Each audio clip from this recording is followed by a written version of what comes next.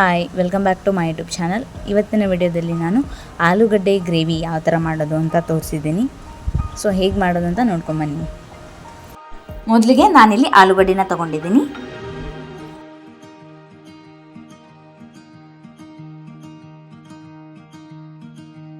ಇವಾಗ ನೆಕ್ಸ್ಟು 2 ಈರುಳ್ಳಿನ ಕಟ್ ಮಾಡಿ ಇಟ್ಕೊಂಡಿದ್ದೀನಿ.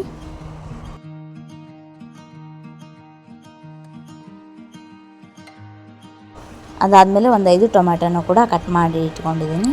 ಇವಾಗ ಆಲೂಗಡ್ಡೆನ ತೊಳೆದ್ಬಿಟ್ಟು ಅದನ್ನ ನೀಟಾಗಿ ಮೇಲಿನ ಸಿಪ್ಪೆನ ಬಿಡಿಸ್ಕೋಬೇಕು.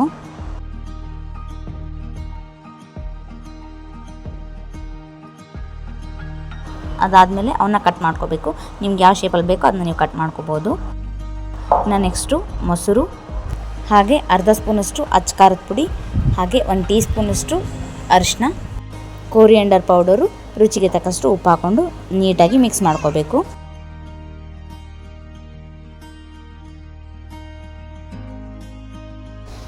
ಇವಾಗ ನೆಕ್ಸ್ಟು ಒಂದು ಪ್ಯಾನ್ಗೆ 1 ಸ್ಪೂನಷ್ಟು ಎಣ್ಣೆ ಹಾಕ್ಕೊಂಡು ಕಟ್ ಮಾಡಿ ಇಟ್ಕೊಂಡಿರುವಂತಹ ಆಲೂಗಡ್ಡೆನ ಫ್ರೈ ಮಾಡ್ಕೋಬೇಕು, ಸ್ವಲ್ಪ ಗೋಲ್ಡನ್ ಬ್ರೌನ್ ಆಗೋವರೆಗೂ.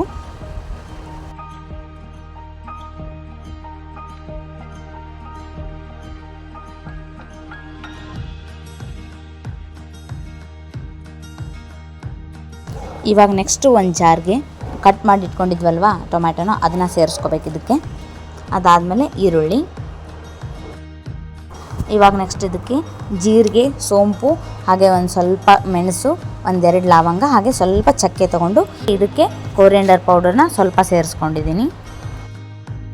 ಇದನ್ನ ಒಂದ್ಸರಿ ಗ್ರೈಂಡ್ ಮಾಡಿಕೊಂಡು ನೀರು ಹಾಕ್ಕೊಂಡು ಮಿಕ್ಸ್ ಮಾಡ್ಕೊಂಡು ಇನ್ನೊಂದ್ಸಲಿ ಗ್ರೈಂಡ್ ಮಾಡಬೇಕು. ಇದನ್ನ ಸ್ವಲ್ಪ ತರಿಯಾಗಿ ಗ್ರೈಂಡ್ ಮಾಡ್ಕೋಬೇಕು.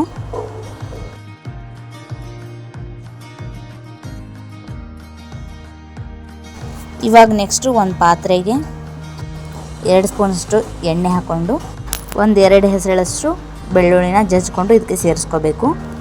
ಅದಾದಮೇಲೆ ಗ್ರೈಂಡ್ ಮಾಡಿ ಇಟ್ಕೊಂಡಿದ್ವಲ್ಲ ಆ ಮಸಾಲಾನ ಇದಕ್ಕೆ ಸೇರಿಸ್ಕೋಬೇಕು. ಒಂದು ಅರ್ಧ ಕೊಬ್ಬರಿನ ಗ್ರೈಂಡ್ ಮಾಡಿ ಇಟ್ಕೋಬೇಕು. ಇವಾಗ ಗ್ರೇವಿ ಕುದೀತಾ ಇದೆ. ಇದಕ್ಕೆ ಈಗ ರುಚಿಗೆ ತಕ್ಕಷ್ಟು ಉಪ್ಪು ಹಾಕೋಬೇಕು. ಅದಾದಮೇಲೆ ಕೊಬ್ಬರಿದು ನಾವು ಗ್ರೈಂಡ್ ಮಾಡಿ ಇಟ್ಕೊಂಡಿದ್ವಲ್ಲ ಅದನ್ನು ಕೂಡ ಇದಕ್ಕೆ ಸೇರಿಸ್ಕೋಬೇಕು. ಒಂದ್ಸರಿ ಚೆನ್ನಾಗಿ ಮಿಕ್ಸ್ ಮಾಡ್ಕೋಬೇಕು. ಇವಾಗ ಇದಕ್ಕೆ 2 ಸ್ಪೂನಷ್ಟು ಖಾರ ಹಾಕ್ಕೊಂಡಿದ್ದೀನಿ ನಾನಿಲ್ಲಿ, ಅಚ್ಚ ಖಾರದ ಪುಡಿ.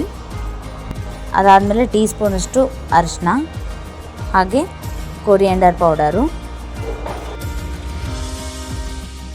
ಮ್ಯಾಗಿ ಮಸಾಲ ಅದು ಒಂದು ಸ್ವಲ್ಪ.